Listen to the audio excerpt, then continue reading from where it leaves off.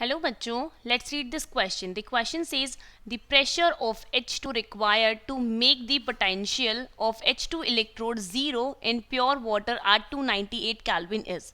And the options are 10 raised to power minus 14 atm, 10 raised to power minus 12 atm, 10 raised to power minus 10 atm and 10 raised to power minus 4 atm.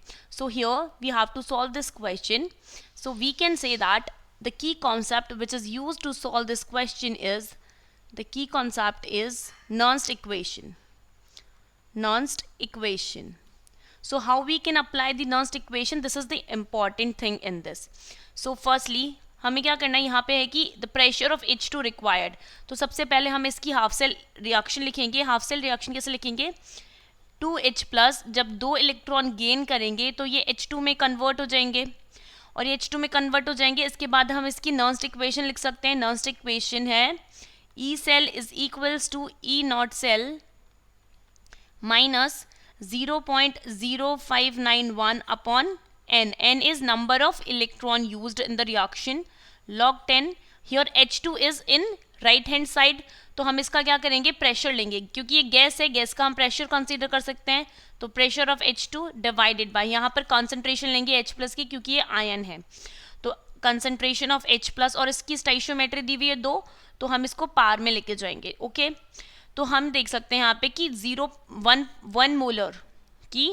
1 molar hydrogen ion solution with hydrogen pressure of 1 atm.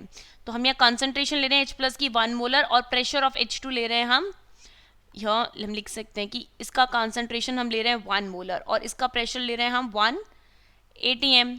तो हम इस equation में put करके लिखेंगे क्योंकि और standard hydrogen electrode का ई note cell 0 होता है.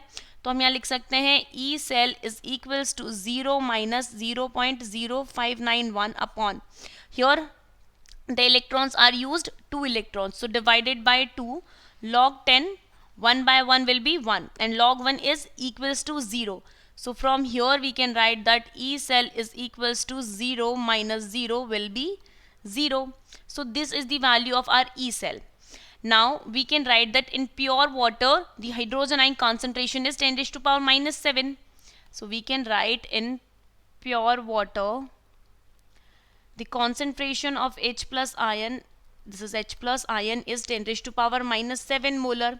So we can write that with hydrogen pressure P atm we can calculate by the Nernst equation E cell is equals to E naught cell minus 0.0591 upon N log 10 here pressure of H2 divided by concentration of H plus raised to the power 2.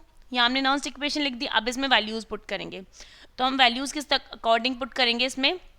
देखिए E cell हो गया 0 जो हमने अभी calculate किया था, तो यहाँ पे हम लिखेंगे 0 और ई नॉट सेल भी हमारा क्या था 0 क्योंकि स्टैंडर्ड हाइड्रोजन इलेक्ट्रोड है minus 0.0591 upon number of electrons are 2 log 10 here pressure is P divided by concentration of H plus हमने लिया 10 raised to power minus 7 because pure water raised to the power 2.